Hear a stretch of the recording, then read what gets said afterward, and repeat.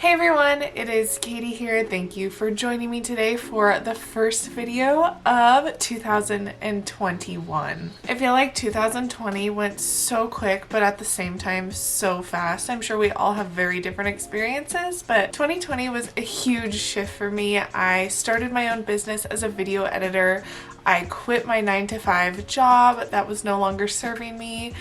I started therapy and I just really worked on my mental health and building my business and just building confidence in myself. I could go a lot more in depth on that, but this video is not about that. It is about why I don't set New Year's resolutions and what I do instead. So if you're new here, please subscribe if you would like to see more videos like this. I am going to be posting every single week as best as I can. Follow me on Instagram if you have not already. It's at Leathley. I share video tips and tricks on how to grow your YouTube channel. This YouTube channel is going to be geared more towards mental health and lifestyle and business, so you'll get a little bit of everything from me. So if you want to hear what I do instead of set New Year's resolutions, stay tuned and let's jump into it. So I feel like New Year's resolutions have this huge stigma around them that people usually choose something huge and almost unattainable. Usually the second week in January, they forget about it or they have already stopped doing it. Let's say you want to start working out 5 days a week and right now you're working out 0 days a week. So going from 0 to 5 is going to set you up for failure and disappointment in the future. That's why so many gyms have this influx of people wanting to work out in the very beginning of January, and then by February they aren't showing up anymore. So I am here to tell you that you do not have to set these giant unattainable goals because society is pressuring you to. If you are anything like me, I put a lot of pressure on myself if I have a goal and that I've written it down and I've made it a goal in my life.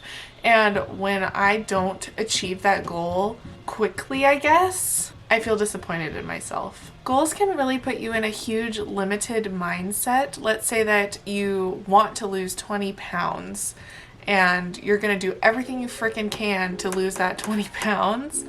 But in reality, you are beautiful in the body that you have right now. Sure, you have some weight to lose to be a little healthier, but in reality, you are beautiful in the body that you have currently. So I feel like a lot of us project into the future and think we have to do this, we should be doing this, we see other people doing this, and then we give ourselves those goals. But in reality, we have a lot inside of us in the present moment. And I forget this all the time. I'm an anxious person, so I tend to live in the future. Being okay with yourself or being self-compassionate towards yourself in the present moment is going to get you so much farther than setting a giant goal that you probably will never achieve because you've set it too high and put too much pressure on it.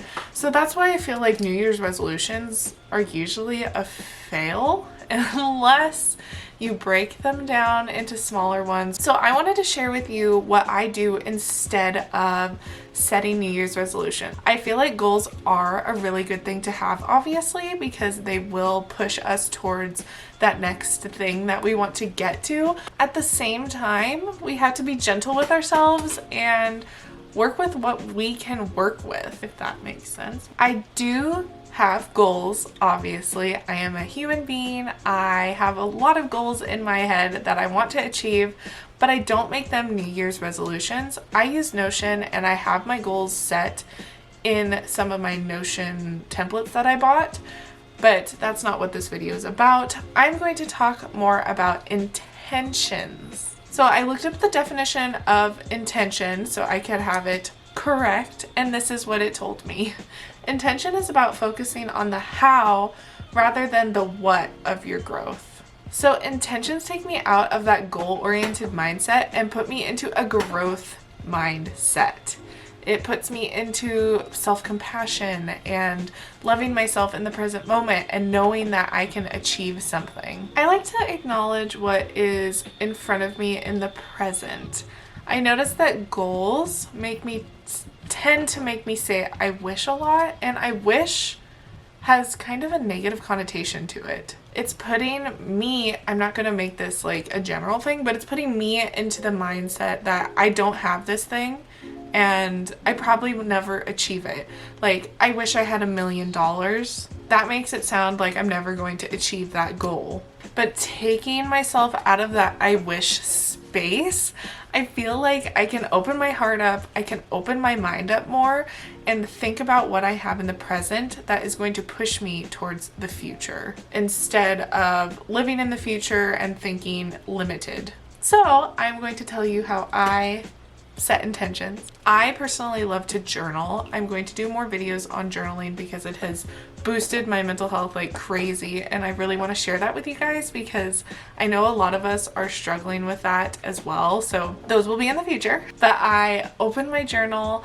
I usually start with a prompt, something like my intention of the day is, or my intentions of life are, or my intentions are.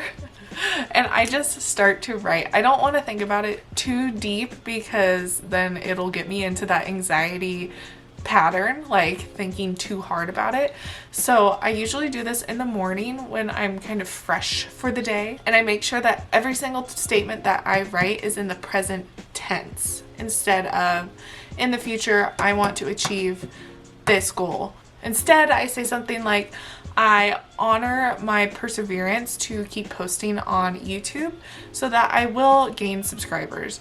Or I am so grateful that people are watching my videos and getting something out of it, even if, this is a side note, even if it's only 20 views a video. So it's putting you into a grateful mindset as well, and showing the universe or whatever that you believe in that you are grateful for what you have right now, and that can make you more abundant in the future. So these intentions, even if you don't feel it in the moment, since we are writing them in present tense, it is probably true somewhere deep down inside of you, and you just gotta get it out on paper and you gotta believe in yourself.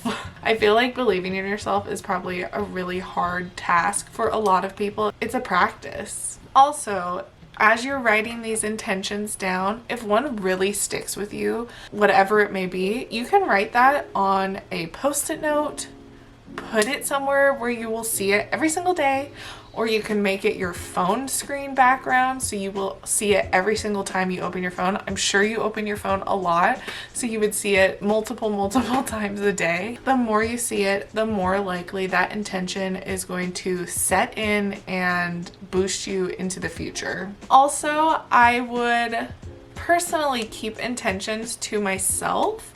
I see a lot of people posting their 2021 goals right now on like Instagram or TikTok or whatever it is. But intentions, I feel like, could be a little more personal and just see what happens. I hope you guys enjoyed this. I hope that you go out and set intentions, write it in a journal, write it down on a piece of paper, think about your intention as much as you possibly can, and hopefully it will come true for you. I hope you guys enjoyed this video. I will be back next week. It's already January. Don't know how that happened. We are going to make our lives a little better and grow together. So if you enjoyed this video, please subscribe. Also follow me on Insta. You know the drill. Like this video, give me a comment. If you want to tell me your intention, you can write that down below, but I understand if you want to keep it. So I will talk to you guys soon. I hope you have a wonderful new year, and yeah, bye.